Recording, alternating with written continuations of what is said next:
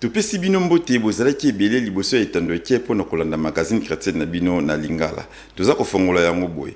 Anuka 2023 na église Porte des Cieux ya prophète Joël Francis Tatou ebongisi na mposo oyo mikolo misato elongo na révérend Espérance Mbakadi.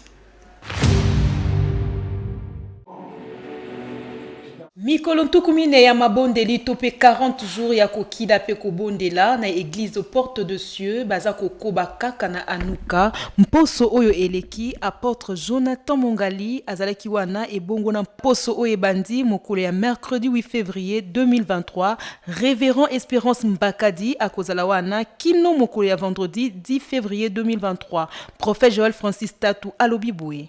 C'est un grand programme de l'eau na Nzambe Anuka, c'est un programme ezolanda makasi na francophonie. Parmi en tout cas les 2 ou 3 grands programmes au monde entier, même na YouTube, à score est vraiment incroyable. Révérence Espérance Mbakadi eza grâce mon aîné et Révérence Espérance Mbakadi on a biso mercredi 8, jeudi 9 na vendredi 10. Mangé Mounio sur Zala Awa. Vers pâturage sur Zala Awa et Tozala on a porté au cas Tomana Nzambe. Bana Mangembo, Nyoso, ba extension, Papa Zoya et pas Moko Bandero Nabino. Toi ma papa a 3 jours. En tout cas, Boya et Belé. Bozana limité, Bozana ba commune, Bozana Brazzaville, Bokati Saboya. Parce que Thomas pe Moussako Nzambe ako zana tenue sacerdotale pour na couper sa biso ba oracle Nzambe. Ndeko nanga yo mutu olukaka bo mati tope élévation na vie na yo yakaka kana limité 10e rue na église Porte de Cieux pokuna Anuka eza kokoba kino dimanche 26 février 2023 na bangonga ya 16h kino 20h. Milulu minene ezalaki bongo lobby o eleki na église Bethesda 25 ans de vie sacerdotale ya révérend Desi Kitoko Bisimwa. Rachel Mavitidi.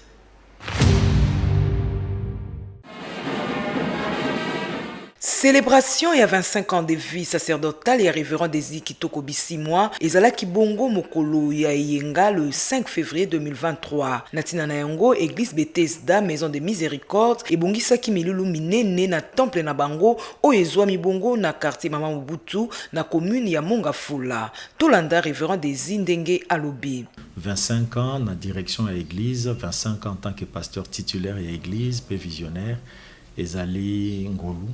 Et même la réalisation au Tosali, et ça c'est vrai, et à mouké par rapport à Onzamba capable à Kosala, et ça mouké par rapport à potentiel nous sommes Nzamba pesa, mais na mouké Onzamba sali na nzela na biso, na ndenge à sauver ba âme ebele, à bikisi ba beli pe ebele, à restaurer ba couple, à pamboli ba tebele, à former pe ba sali Nzambe moi ebele, à permettre plutôt à implanter pe mangomba moi mouké nanu comme belete moi mouké to bandi à permettre pe ba vie belé et à la orienter et à la lancer na destinée nango bazape moi belé mikakatano ezanga kité mikakatano ezanga kate mais to monaki fidélité en Nzambe et là qu'on a découvert na retenir par rapport à Nzambe et sa fidélité en Nzambe pour na biso batunga pour na ngamoko mosali na Nzambe et là comme sous pe na comprendre na 25 ans oyo que musala Nzambe eza makasi na biso te eza biso nde tozosala musala te mais Nzambe nde azosala musala au travers na biso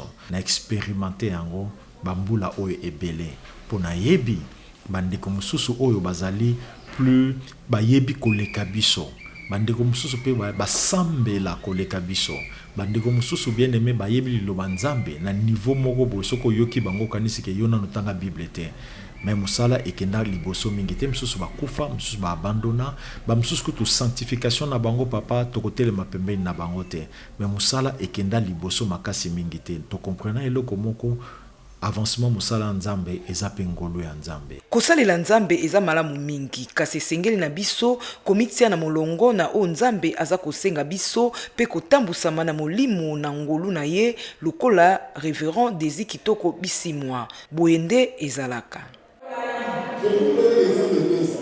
Kaka na cadre ya célébration nzokande église Bethesda maison de miséricorde yango pe ekokisaki 25 ans d'âge mokolo ya dimanche 5 février 2023. Rachel Mafitidi azongeli susu. Église Bethesda Maison de Miséricorde yango pe ekokisi mibu tuku mibale na mitano uta ebotama natina na yango milulu esanganaki na teke ya bokokisi mibu tuku mibale na mitano ya lotomo ya mobateli mpate desi kitoko bisimwa bandeko bazalaki wana ebele mpona kotondo nzambe. Berger Regen alobi boye lelo ezalaki to célébrer 25 ans. Il y a existence, il y a église Bethesda, mais aussi il y a vie ministérielle. Il y a Moussali Naye, le pasteur Desi Kitoko Bisimwa, Oaza visionnaire, il y a église Bethesda, Maison de Miséricorde.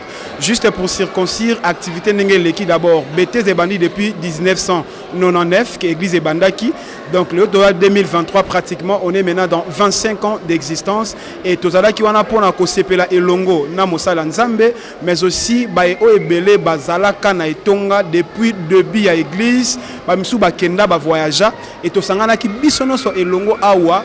Et là, ebele ba kuma ba sala Nzambe, ba pasteur, ba na ba église bazo diriger, tosangana bango elongo ensemble pour to kumisa Nzambe, non seulement ko kumisa Nzambe mais aussi to témoigner impact au ministère ya Mosali Naye et sala na vie abato belé activité lelo même Nzamba sunga ki biso pe Mosala Nzambe ye moko pe ameka ki kopé sa historique ya église Bethesda ndenge banda mais aussi ameka pe ko remercier aussi bato baleka na ko soutenir parce que Bethesda banda comme étant locataire et lelo na ngolo Nzambe Nzamba sunga biso to somba esika tongi pe temple obomoni ya munene oyo milulu oyo ya tukumi balé na mitano to pe 25 ans ya etonga Bethesda esangisa ki bandeko ebele o bauta ki bisika ebele bandimi na bango nyonso ya kala bazalaki wana.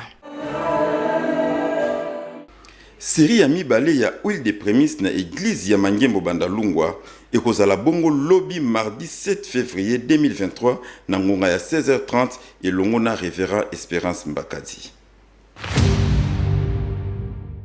Église de Mangembo Bandalungwa na mokambina yango Révérend Espérance Mbakadi babengisi bana na Nzambe nyonso na série ya mibale ya huile de prémisse tope mafuta ya mbuma ya yambo. Dadi Espérance Mbakadi alobi boye. Na ye awa na bercher bakosomba huile oyo comme bokoki ko constater et comment mi huile de prémisse biso depuis un temps par les enseignements du prophète on nous a appris que à craindre Dieu d'abord et Dieu passe par des matériels pour bénir les gens.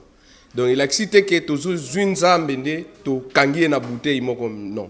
Mais toujours quoi na onction ya nzambe eux ko ikozala apporter na huile moko boy. Yango wana to obéir na mbela ya prophète Aïbisa Kibiso to ye ko se procurer na huile auto bengi huile de prémisse. Ezali très important pour nabiso. Et nous croyons en Dieu et nous croyons en ses prophètes. Peut toujours ndime la enseignement ya Mosali Naye. Bandeko nyonso bazui huilité, ceux qui toko lo bana bango, toujours bon de la nzambo ya za nzambe ya miséricorde, nzambo asala kangolu et au loin de là, il est aussi nzambe ya ba principe. La Bible dit azasima ya maloba ya basali naye pona kokokse yango. Alors biso to yé déjà et toza ko inviter bino pe botikali pour se procurer huile nabino de prémisse. Déjà ici, tous en a facilité à cause na bercher ba bookshop. Ndeko nanga soki ozana huile d'olive te somba na bookshop Bercheba tope na wenze yaka na yango na etonga ya Mangembo po mosali na Nzambe akopambola yango na simande tokosalela. Adresse ezase moko avenue Boula numéro 1 bis Bandalungwa boye malamu. Sortie officielle de l'association Femmes Gracieuses ezalaki bongo samedi 4 février Nathalie Atatama azalaki wana.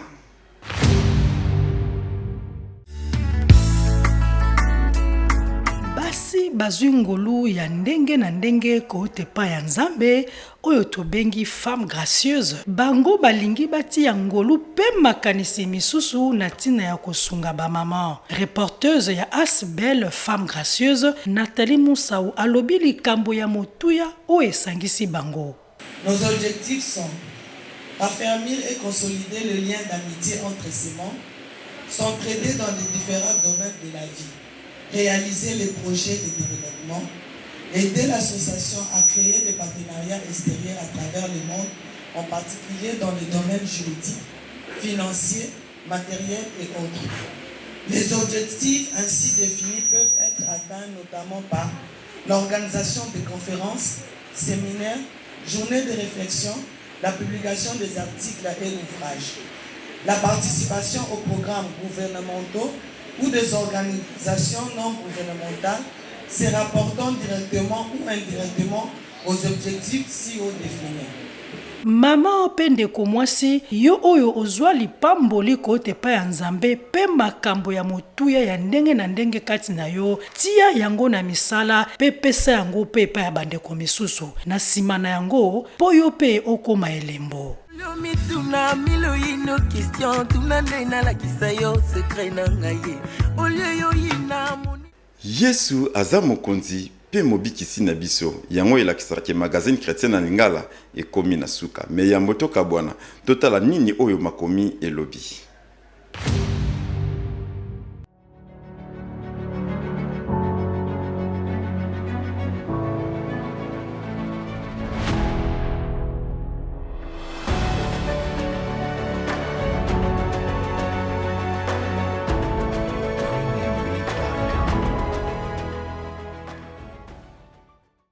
Merci na confiance au bozo ko continuer ko sala biso parce que bozo ki belé liboso etandoke pour na kolanda magazine na bino to komi na suka to pesi bino encore merci na soutien au bozo ko sala na biso et puis to robosa na raté ko yebisaka bino chaque fois que bolanda biso pe na chaîne YouTube na biso MCL TV kunande boko soka ba notification mais surtout bo s'abonner pour que masolo et kende kitoko pour na lelo to ceux qui a et puis te bino à la prochaine.